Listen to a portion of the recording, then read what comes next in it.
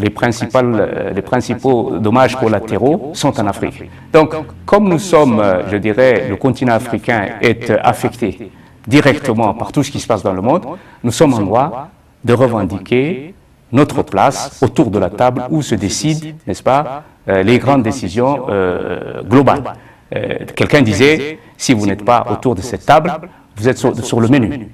Nous devons être tout le temps autour de la table et pas sur le menu. Le continent africain se donne les moyens, jour après jour, en s'organisant, en mettant en place, je dirais, des institutions qui lui permettent de pouvoir justement parler d'une seule voix. L'Afrique veut être écoutée. Et pour qu'elle soit écoutée, elle doit se positionner comme un acteur et non plus un spectateur pour lequel on décide. Et là est tout le défi que nous voulons relever au niveau du continent africain.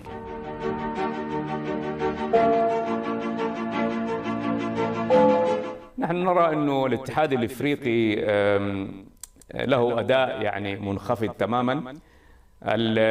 كما تعلم أجندة 2063 مبنية على يعني خطط 10 سنوات. ال10 سنوات الأولى لم تكن مرضية لم تفي بالغرض. يعني حسب الخبراء مستوى الأداء كان أقل من 40%. طبعا أنا مرشح للاتحاد لرئاسة المفوضية الاتحاد الإفريقي، ومن ضمن الأولويات التي سوف أركز عليها عملي إذا انتخبت هو كيفية رفع سقف هذا الأداء في المستقبل القريب. وعندنا بعض التحديات في موضوع كما تفضلت الأمن والسلم. كثير من الأزمات تعصف في القارة الإفريقية. هناك أيضا انقلابات عسكرية وتغيير غير دستوري للحكم في عدد من الدول. أيضا عندنا برامج مهمة في موضوع اندماء الاقتصاد بين الدول وتنشيط التجارة البينية الإفريقية. ملفات كثيرة وملفات شائكة، وأنا يعني أسعى لأن أنتخب لهذا المنصب من أجل يعني القيام بهذه المسؤوليات ورفع أداء مستوى الأداء للاتحاد الإفريقي، وأن أكون فعلا على مستوى المسؤولية. وهذه نيتي وهذه طبعا طموحاتي للاتحاد الإفريقي، وطبعا أسعى إليه.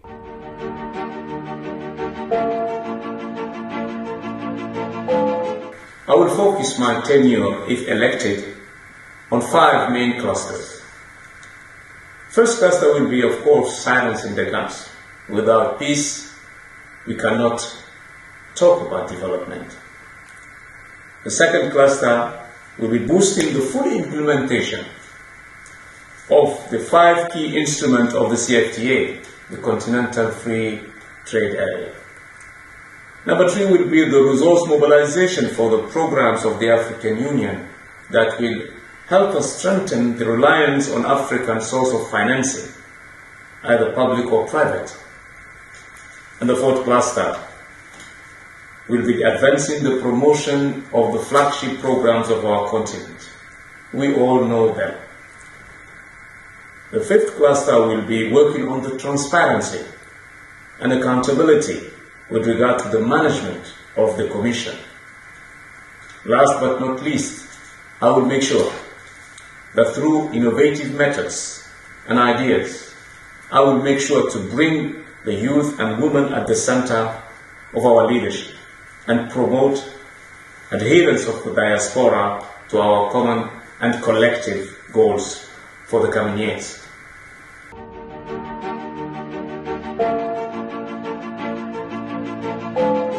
Accumulated enough experience in multilateral diplomacy to find myself eligible for that kind of position. This is the number one motivation. The second element in my desire to reach that post, so you see, Djibouti is at the center of a region where there are so many challenges, and we had to, try to handle those challenges and come up with the solutions to the problems that the region is faced with. So when you put together the personal ambition that I have with the role that my country played in the region, and I think that we can, reasonably think that Djibouti is now ready, and myself, we are ready to assume that responsibility next year when the voting and the election will take place in February 2025. I, without pretending pretentiously, or I humbly saying that I see myself as a bridge between the North and the South, the East and the West. I have the double culture of the Arab world and the African, nations. I speak several languages, and I think that I can be that link that Africa needs to be more cohesion. So that they is more coherent, and so that there is more cohesion between the African nations. So look at me as a bridge.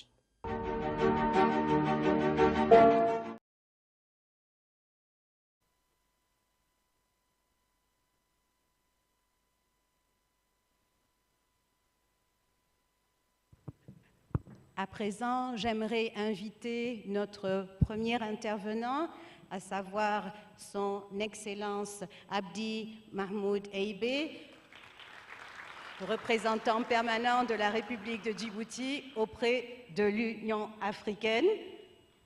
I'd like now to welcome to the podium His Excellency Abdi Mahmoud Eibe, who is the permanent representative of the Republic of Djibouti to the African Union. You have the floor.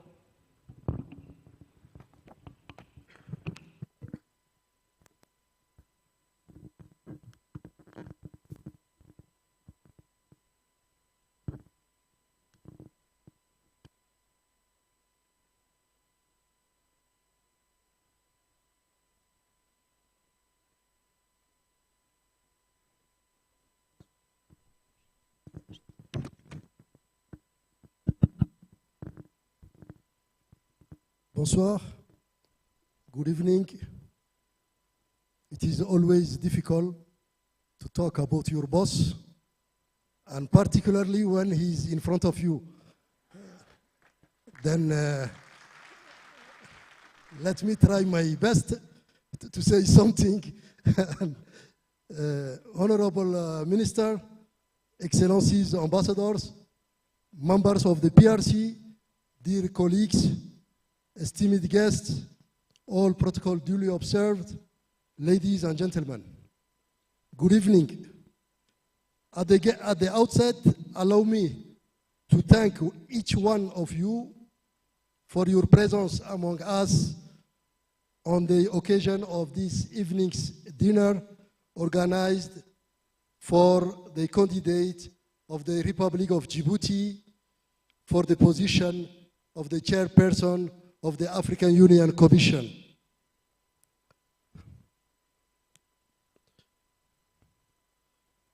His candidacy represents not only an honor for the Republic of Djibouti, but also a huge opportunity to strengthen our commitment to the unity and development of our continent.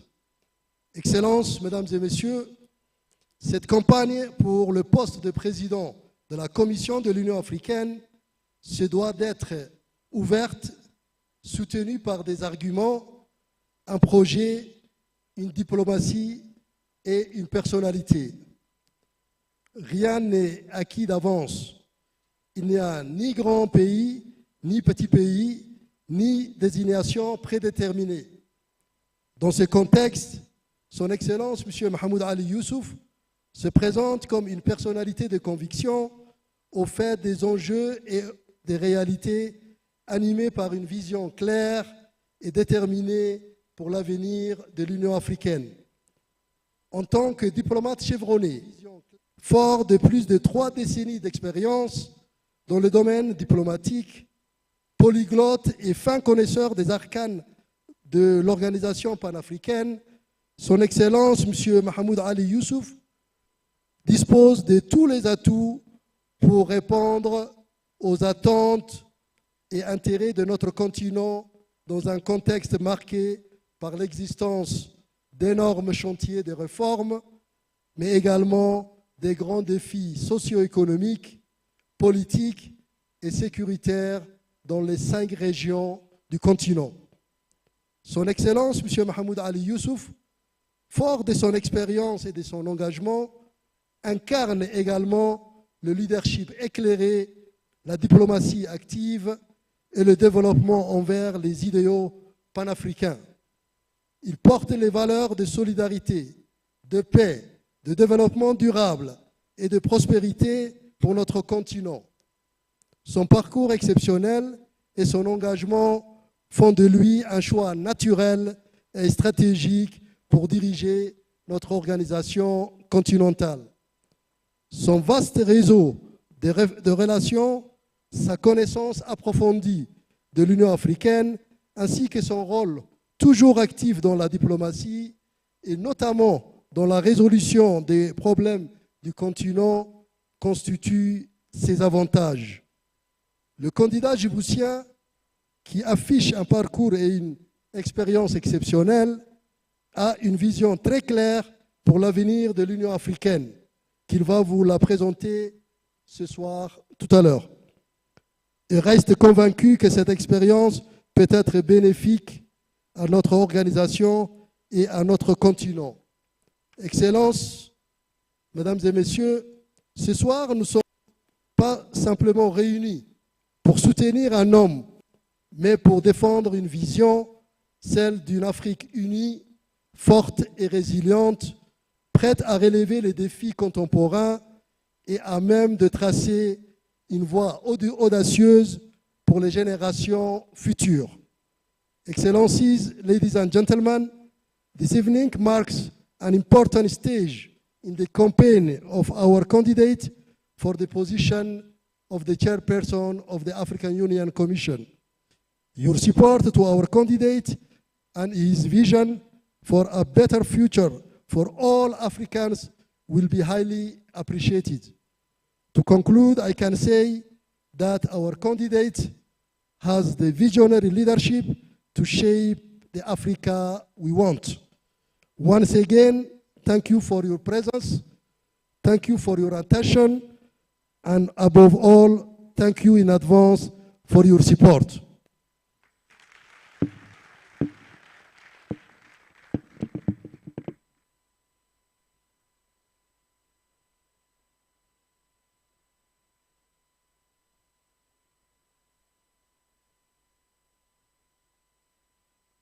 Merci, ambassadeur, pour votre allocution. Thank you, ambassador, for your welcoming remarks.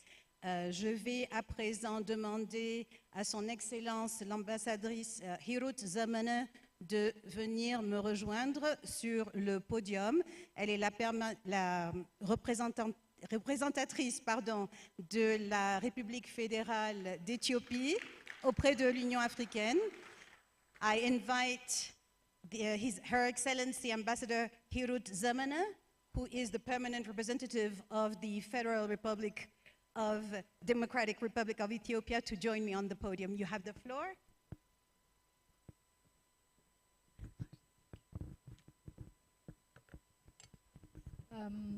Excellencies, ladies and gentlemen, I would like us to welcome our senior minister here by giving him a round of applause before I say anything. It's a great pleasure and honor to be here, and I'll start by acknowledging His Excellency Minister Mahmoud Yusuf Ali, Senior Minister in our continent, distinguished Excellencies, ambassadors, permanent representatives, invited guests. It's an honor and privilege to share my few remarks in this very auspicious occasion. As you know, our continent is in a very critical moment where it has gone through more than 2 decades in appreciating, celebrating the foundation of the African Union. And we have been focused on building on the, Agenda 2063 to see the Africa we want for us and for our future generation. And in this, we have been dwelling, as we have seen on the video, of our senior minister speaking on focusing on peace and security issues, which are very important, but also the main thrust of our continent after the huge collaboration and deliberations that we have made in decolonizing ourselves, in fighting apartheid, and then also focusing on a coordinated political stance for the continent. In this respect, I believe, and Ethiopia believes that the main thrust for our continent would be to see that it stands tall with other countries of the world in assuring development for its society and creating a stronger bond and coordination amongst ourselves. In achieving this, I believe that it will be a great honor to serve and have courage. And Ethiopia has a great appreciation for those African men and women that have chosen to lead our commission, our important focal point, our important organization that brings together Africa from north to east, from west, from north to south, from west to east. So Ethiopia has a lot of appreciation, as I said, for those that have the courage to serve. So we are very much honored and pleased and humbled by those African men and women that have come on the forefront and have said, this is our turn, we will pay our dues for our beautiful continent, the continent of Africa. We wish good luck to our candidate here, and we wish that he will lead the continent. He will first, elections are like football. There are winners and losers, but I know that with the vision that we have seen in his performance as a foreign minister for a very long time, he will be a formidable candidate to lead the continental organization. And I want to say that Ethiopia wishes him a very good luck. Thank you very much, Excellencies.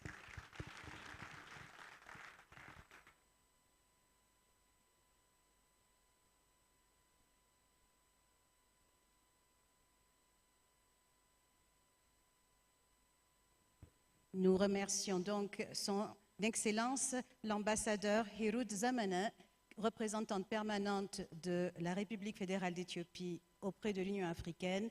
Thank you again for your remarks, Ambassador Hirut Zamana. À présent, j'aimerais inviter sur le podium son Excellence l'ambassadeur Daniel Owassa, qui est donc le représentant permanent de la République du Congo auprès de l'Union africaine. Et les escaliers sont de l'autre côté, monsieur.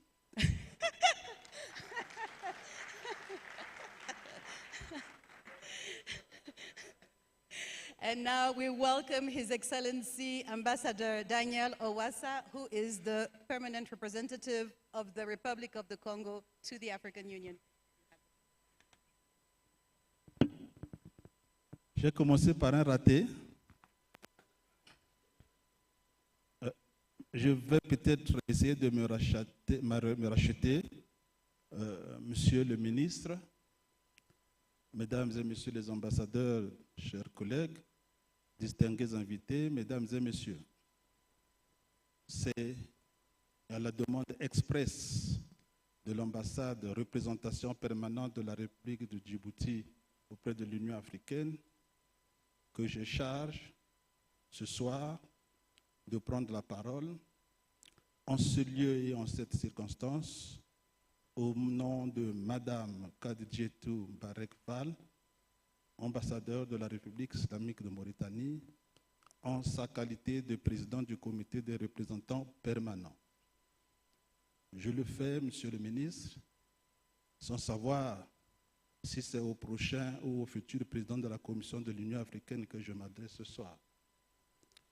Dans tous les cas, la bienséance, conjuguée à la bienveillance qui nous habite, commande que nous vous adressions nos vœux les meilleurs de succès dans cette entreprise que nous fait l'honneur de prendre part à ce dîner que vous avez bien voulu organiser opportunément et, pour le symbole, si près du siège de la présidence de la Commission de l'Union africaine. Et nous ne taisons pas, Monsieur le ministre, notre plaisir de le partager avec l'ensemble des convives, tout comme nous ne réfrénons pas notre devoir de dire notre gratitude à l'ambassade de Djibouti ainsi qu'à son animateur principal, notre distingué et mérite collègue Abdi Mahmoud Ehebe. Monsieur le ministre, si vous étiez l'inconnu des lieux ou de la place, nous nous serions sans doute permis d'être un peu plus bavards. Bavards sur l'Union africaine, sa commission avec laquelle nous, COREP, travaillons au quotidien. Bavards sur les défis, nombreux assurément, qui attendent tous les prétendants au poste. Ce poste qui, votre Excellence le sait parfaitement, est bien loin d'être un centre de repos. Bavard aussi, et pourquoi pas, sur les attentes hautes des uns et des autres. Attentes placées sur une union, nous osons l'affirmer, en pleine période de turbulence, de mutation, de transition. Une union engagée à nous rapprocher au plus vite de cette Afrique que nous voulons. Pour les besoins de la cause, le 2063 est là, heureusement, mais cette Afrique que nous voulons se trouve encore à 1000 lieues de l'Afrique que nous avons aujourd'hui. La vraie, celle que nous sommes précisément appelés à transformer. C'est montrer, Monsieur le ministre, l'étendue de la tâche dévolue à notre Union, l'Union africaine, présentement engagée dans une réforme indispensable, mais qui demande encore à donner le meilleur d'elle-même, malgré les progrès enregistrés, certains vite remis et malheureusement en cause, tels ceux concernant l'élection des membres de la Commission. Je n'ose pas ici mentionner le désormais célèbre Saka.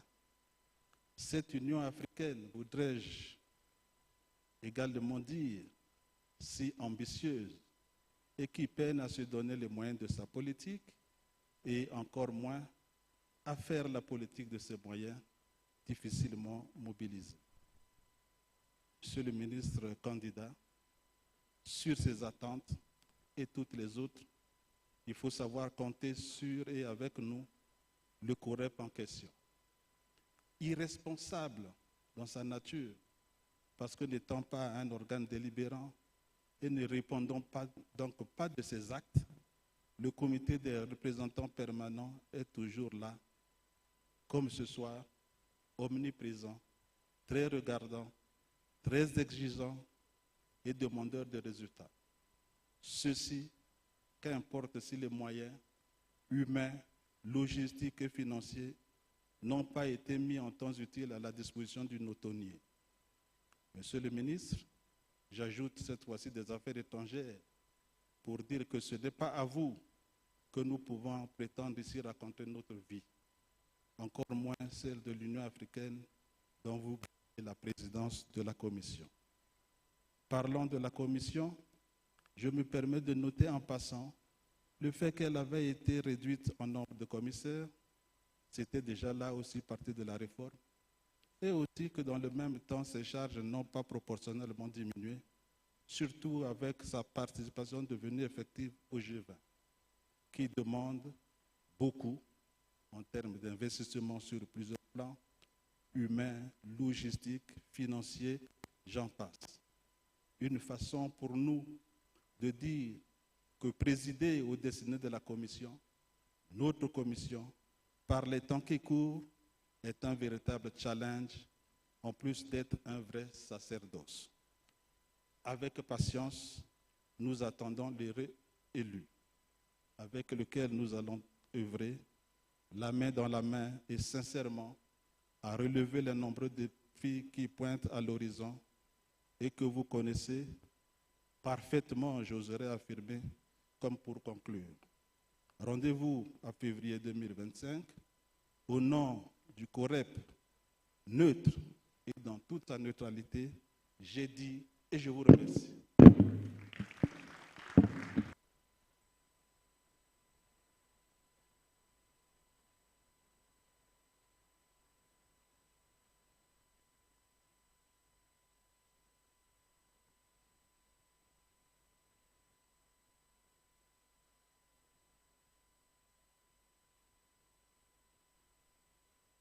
Merci, Excellence, pour votre allocution. Thank you, Ambassador, for your remarks. And now, last but not least but not last, we are now welcoming the presentation of Djibouti's candidate vision by His Excellency, Mr. Mahmoud Ali Yusuf, who is Minister of Foreign Affairs and International Cooperation, as well as spokesperson of the government of Djibouti. Nous invitons donc à présent le candidat, son Excellence Mahmoud Ali Yusuf, à prendre la parole pour exprimer sa vision. Vous avez...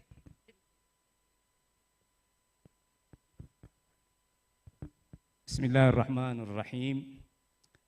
Excellences, Mesdames et Messieurs les ambassadeurs, membres du COREP, Excellence Madame Hirut Zemene, représentante du pays hôte, la République sœur d'Éthiopie, Monsieur l'ambassadeur Abdi Heibe, ambassadeur de Djibouti, qui mérite vos applaudissements.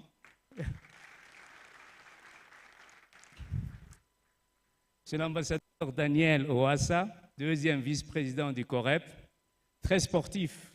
Ce n'est pas un raté. Hein? Mesdames et messieurs, merci d'emblée pour l'honneur que vous nous faites de votre présence à cette réception. 6 mois plus tôt, lors de la cérémonie de l'anniversaire de l'indépendance de Djibouti, je vous ai adressé un message vidéo pour vous annoncer ma candidature pour le poste de président de la Commission de l'Union africaine. Aujourd'hui, nous voici ensemble pour partager ces quelques instants et parler un peu de l'avenir de notre continent. Après plus de 3 décennies d'action dans les relations internationales et la diplomatie multilatérale, j'ai pensé qu'il était temps pour moi de mettre mon expérience et mes compétences au service de l'Afrique. Pour beaucoup d'entre vous qui êtes accrédités auprès de l'Union africaine, vous connaissez certainement mieux que moi le fonctionnement de la Commission et les méthodes de travail. Vous en connaissez aussi les rouages et qu'elle représente surtout la tour de contrôle de toutes les structures de l'Union africaine. Ce n'est pas seulement une instance d'exécution, mais c'est aussi une structure de coordination et d'orientation qui porte les ambitions de notre continent. Il me semble qu'il s'agit là de la clé de voûte de la réussite de notre action commune au sein de l'Union africaine. En cela, si je suis élu, j'aurai l'honneur de travailler de concert et en parfaite synergie avec vous tous, membres du COREP. Je vous rassure, Monsieur l'ambassadeur, deuxième vice-président du COREP, que ce sera un engagement ferme. Je compte bien vous proposer une méthode de travail avec une régularité de rencontres nécessaire à l'interaction entre le président de la Commission, son équipe et le COREP. Your Excellencies, ladies and gentlemen, our continent is facing numerous challenges related to peace and security and political instability along with socio-economic crisis. We have to recognize that we still have a long way to go before we can finally say, this is the Africa we want. Our Agenda 2063, with the second 10-year plan, provides the leverages we need in order to reach our goals. However, coordination is critical. Harmonization of policies and alignment at national and regional levels are essential.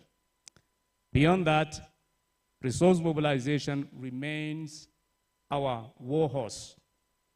But deliverables can only be produced through transparency and accountability at all layers of responsibility.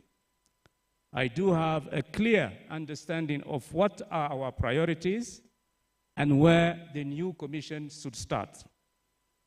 I also know that bureaucratic and administrative hindrances, let alone some irregular practices, will have to be handled properly. Excellencies, ladies and gentlemen, I will have the opportunity to elaborate more during the debate on Friday on issues related to trade and industrialization, youth and gender equality, agriculture, education, and health. But let me insist at this juncture on one specific sector, which is the digital revolution that is transforming our daily life. Access to internet, smartphones, and other digital utilities have become indispensable. Nowadays, fintech, e-commerce, e-learning, telemedicine, every single aspect of our human activities are invaded. That's the word, invaded, by these new technologies. They are really transforming our way of life. We should not take that for granted and be simple, passive consumers. The continent can count on very talented youth and performant researchers and research centers that can help us make leapfrog progress in this domain. The Commission, under my leadership, will focus, among other things, on that particular sector. Excellences, Mesdames et Messieurs, je finirai sur la question du personnel de l'Union, le programme SACA, ainsi que toutes les questions afférentes à sa gestion. Je compterai beaucoup sur le COREP pour aider la Commission à mettre en œuvre des éléments centraux des réformes dans la gestion que l'on connaît tous et qui sont les Golden Rules, les règles d'or. Je voudrais vous réitérer ici ce soir mon engagement, si je suis élu à la tête de la Commission, à travailler dans un bon état d'esprit avec tous les États membres que vous représentez. أصحاب السعادة السفراء الحضور الكريم لا يسعني إلا أن أشكركم على تلبيتكم لدعوة حضور هذه الأمسية وألتمس دعمكم لترشيحي كرئيس مفوضية الاتحاد الإفريقي آملاً أن أكون عند حسن ظنكم وأعدكم أنني لن أدخر جهداً للدفاع عن قضايا قارتنا بالتنسيق الكامل من خلالكم مع دولكم حتى نتقدم سوياً إلى الهدف المنشود ألا وهو إفريقيا التي نبتغيها والتي تنعم بالأمن والاندماج والرفاهية. وأشكركم على حسن إصغائكم. Thank you very much. Merci beaucoup. Et je n'oublie pas Asante Sana.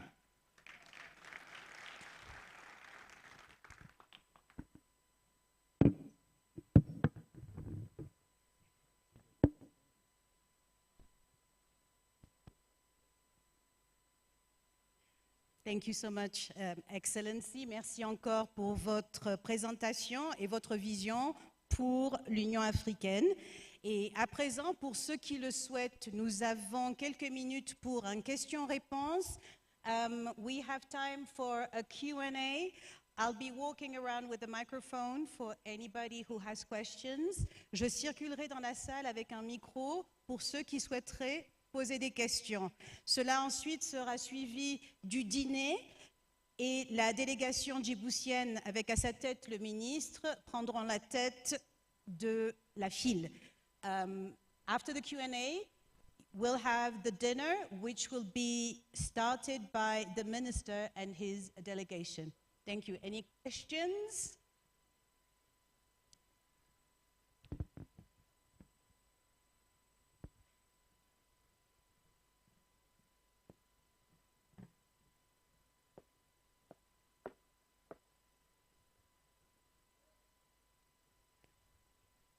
Si vous avez des questions, levez la main que je puisse vous voir.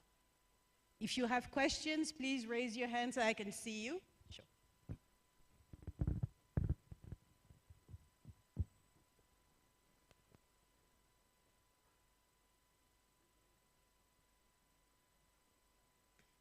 Présentez-vous, s'il vous plaît. عشان نسخن الناس شوية. سعادة الوزير، أول حاجة مبروك لهذا الترشيح. سؤالي سعادة الوزير، أفريقيا تعاني من الصراعات والانقلابات والنزاعات، ما هي الرؤية التي تحملونها لإسكات صوت البندقية وتنفيذ أجندة 63-30 في أفريقيا؟ وممكن ترد بالإنجليزي طبعا. If you allow me, could you please introduce yourself? And if somebody could also summarize in English or in French. ماشي. محمد طه توكل، مدير مكتب شبكة الجزيرة في إثيوبيا. So you are representing Al Jazeera Arabic to Ethiopia. Okay. He was saying that our continent is faced with so many challenges related to peace and security and unstable political situations. We all know that we have unconstitutional changes of governments in many countries now. We also know that we have APSA, which is the African Architecture for Peace and Security, supported by a strategy we all know, which is silencing the guns by 2030. We tried to implement our strategy by 2020, but we did not succeed. And then our leaders prolonged and extended that strategy up to 2030. And back in APSA and the strategy, we have a number of mechanisms. Peace and Security Council is one of them. The Committee of Elders is one of those mechanisms. We do have the standby force in every region. We have a peace fund where $400 million are sleeping. We cannot reach that money because they are saying, I'm talking to the PRC, you cannot touch it. We just have to live up or live on, the interest of that money. How can we reasonably, install or restore peace in our continent if we don't have the financial capacity for that? We need to think about using that money for our peace operations, number one. The number two issue is the political will that needs to be really, shouldered by countries. The Peace and Security Council is there a permanent decision organ, policy organ, and that organ make decisions that are never implemented. That is one of the bottlenecks that we have to really tackle in a more innovative way. Then we do have what we call also in our mechanism, this, I talked about the Peace Fund, this Committee of Elders. We're sending them to some countries where the crisis prevail, but actually we don't give them the necessary tools, the necessary, capacity so that they can deliver. So how can we talk about restoring peace in a continent where all these critical mechanisms are not functioning properly? My leadership, if I'm elected, if I come to the commission, is first to tackle the issue of the Peace and Security Council. We need to sit down the Peace and Security Council and ask why are we not able to implement our decisions. Then the money. We are relying on the partners for our peace in our continent, while the money is there. The European Union and others pay for ATMIS. You know ATMIS, this peace mission, African peace mission in Somalia. Since 2007, I think, the European Union has paid $2 billion. $2 billion. So are we, broke on the continent so that we cannot provide the money to save people in Somalia? And where is this, let's say, humanitarian interference The United Nations do it. Today in Sudan, people are dying by thousands, 100,000s. You are just watching. We are not able to tell the stakeholders in Sudan, stop, we are coming. There's so many things with regard to peace and security, but it takes political will. That is what is missing in our continent. It's not money, it's not the forces, it's not about the mechanism, it's not about the strategy, it's about the political will we need to implement our decisions. Thank you.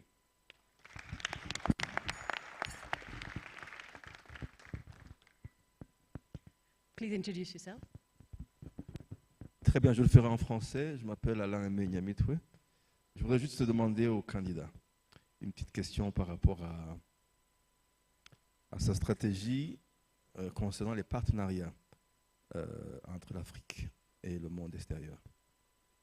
Si vous êtes élu à ce poste, quelle serait votre stratégie là-dessus? Je vous remercie. Vous savez qu'il y a une stratégie qui est en place.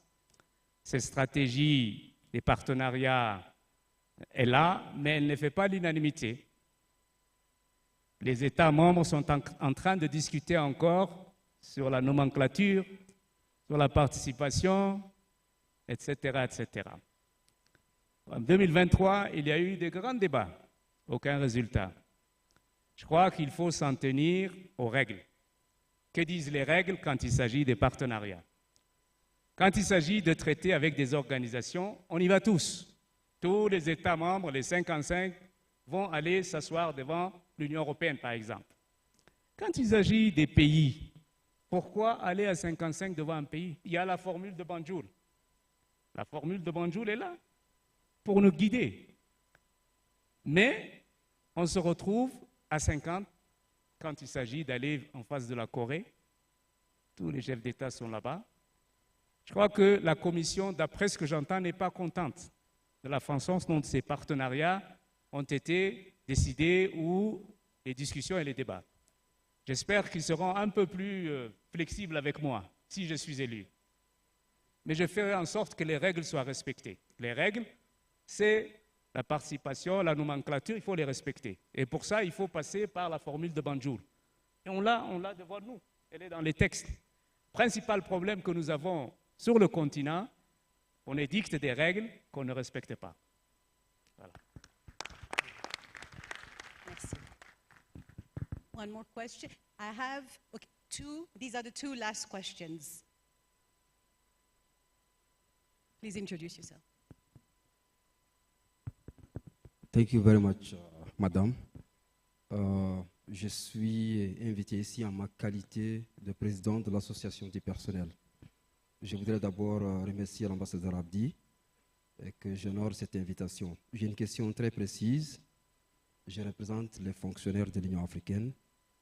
Monsieur le ministre a parlé d'une vision, a parlé d'un programme, mais je sais très bien que pour mettre tout cela en œuvre, on a besoin des fonctionnaires de la Commission. Quelle serait sa vision et quelle serait sa stratégie dans l'amélioration des conditions de travail des fonctionnaires? Je vous remercie.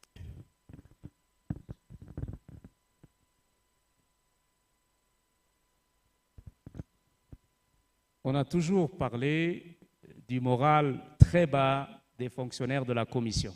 J'ai toujours entendu ça. J'ai posé la question, mais pourquoi? On m'a dit d'abord, leurs salaires ne sont pas indexés à l'inflation. L'inflation augmente, ils touchent toujours les mêmes salaires. Les fonctionnaires de l'Union africaine sont les moins bien payés par rapport aux autres organisations. Regardez les Nations Unies, allez voir la Ligue arabe, etc. Les fonctionnaires de l'Union africaine sont les moins bien payés. J'avais posé la question sur le fonds de pension. On m'a dit que le fonds de pension existe, mais bon, il y a une partie qui est payée par l'Union et une partie est prélevée sur les salaires des fonctionnaires. C'est peut-être une bonne chose qu'il y ait un fonds de pension. Mais l'indexation à l'inflation est importante. Il faudra que le COREP l'entende. Il faut que l'indexation des salaires des fonctionnaires à l'inflation est extrêmement importante. Ça, on va y travailler. Il y a un autre élément qui me semble important, c'est le programme SACA. Quand on avait des contrats à durée déterminée. On a dit on ne peut pas créer l'adhésion, on ne peut pas créer ce qu'on appelle la fidélité, la fidélisation. Si on a des contrats de 6 mois, 1 an, les gens ne vont pas travailler avec le cœur. Il fallait passer à des contrats à durée indéterminée. Ça a été acté dans le SACA. Ensuite, il fallait ouvrir un horizon pour les fonctionnaires dans leur carrière. S'il n'y a pas d'horizon, si l'horizon est bouché, le moral n'est pas au rendez-vous quand il s'agit de travailler. Donc, l'horizon doit être ouvert. Il faut que le programme SACA puisse être mis en œuvre dans tous ses, je dirais, aspects et sa dimension. Et je sais que c'est difficile, je sais qu'il y a eu des irrégularités, de la manière dont ça a été géré, il faut qu'on revoie ça. Et il faut qu'on revoie le programme SACA avec l'aide du COREP. La Commission ne pourra pas le faire toute seule, ce sera avec l'aide du COREP. Enfin, quelque chose qui me semble très important pour les fonctionnaires de l'Union, à l'époque, parce que je suis là depuis quelque temps, ça fait déjà une bonne vingtaine d'années qu'on parle des salaires des fonctionnaires, on disait « If you give peanuts, you will get monkeys ». Il fallait bien payer. En français, si vous donnez des cacahuètes, vous n'aurez pas des fonctionnaires de qualité, vous n'aurez pas des gens compétents. Vous aurez, je ne donnerai pas le mot parce que c'est devenu vraiment... Mais c'est ce qu'on nous disait. Ce qui serait important aujourd'hui, c'est de voir quelle est la possibilité de revaloriser le salaire des fonctionnaires en l'indexant à l'inflation. Ça, c'est très important. L'autre élément qui me semble important aussi, il faut qu'on garde les meilleurs. Si on a les meilleurs qui partent vers les Nations Unies, vers la Ligue arabe, vers d'autres, on aura des soucis pour aller dans des dossiers qui exigent des expertises extrêmement pointues.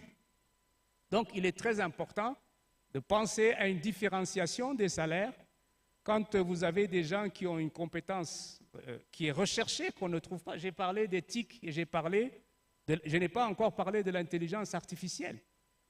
Ces gens-là sont, je dirais, pris devant les universités par les GAFA. On doit pouvoir être en mesure en Afrique de les garder. Et pour les garder, il faut les payer en conséquence. Voilà ce que je peux dire sur les salaires.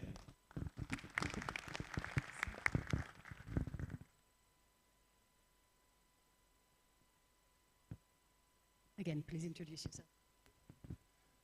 My name is Hosni Mustafa. I'm from Sudan Mission in Addis Ababa.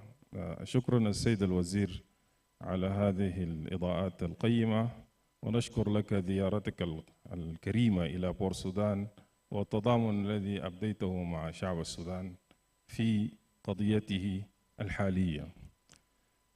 My question here regarding the peace and security, and I appreciate your vision that you are going to work in close collaboration with the PRC and the PSC, and you are going to apply the reform agenda regarding the working methods of the African Union Peace and Security Council.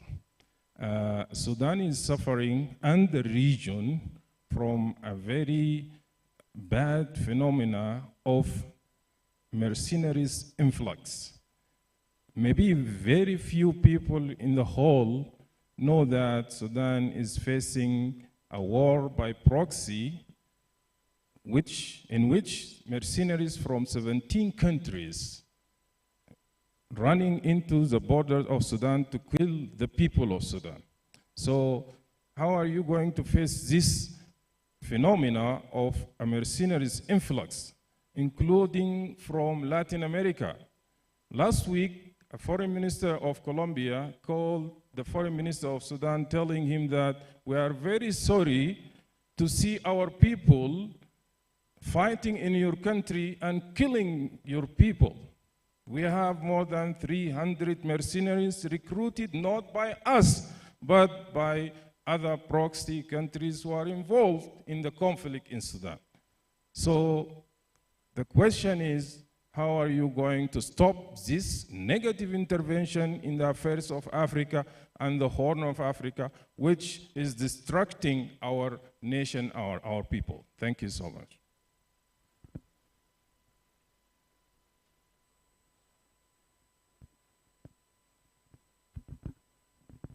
When there is a security vacuum, all kinds of evil people take advantage of that security vacuum. So they come from across the world, and Sudan is not an exception.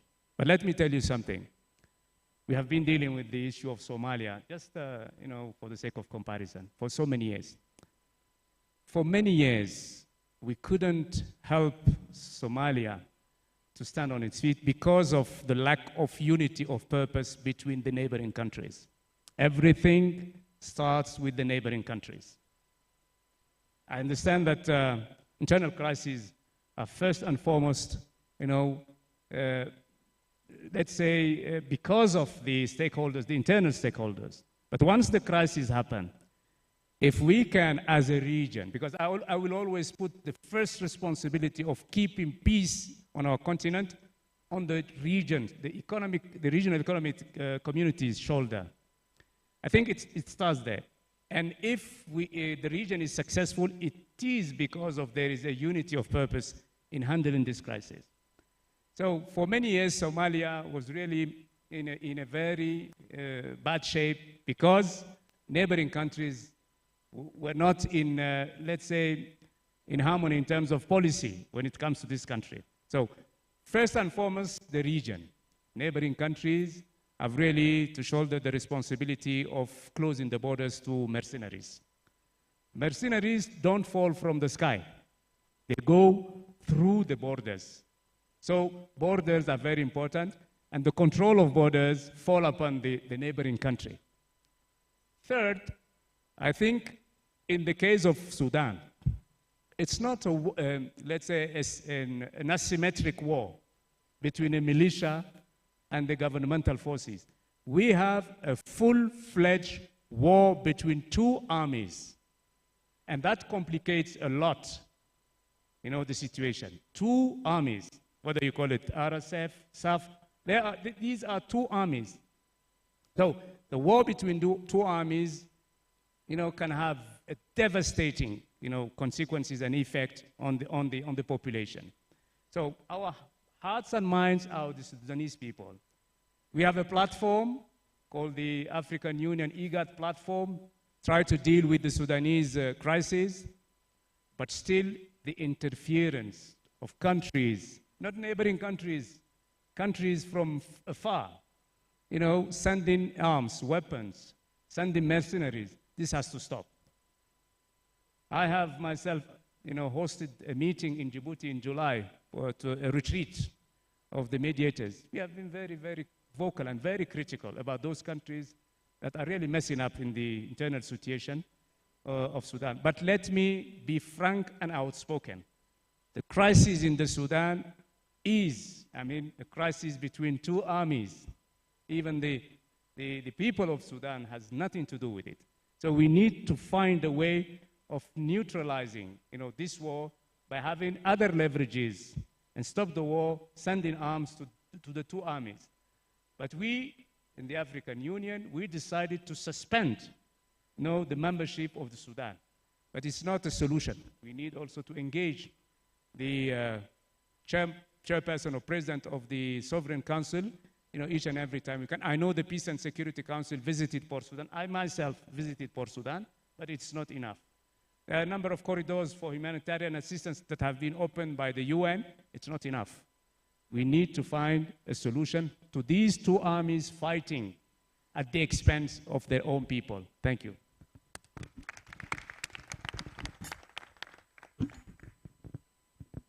Merci à tous ceux qui ont posé des questions et merci à Son Excellence d'avoir pris le temps de répondre. Thank you so much for the questions asked, and His Excellencies took the time to reply. I now invite you for the dinner and would like to ask His Excellency and his delegation to lead the way. À présent, c'est l'heure du dîner et je demande donc à la délégation djiboutienne de prendre la tête. We cannot do that. We invited, so let first the guests, lead the way. Merci.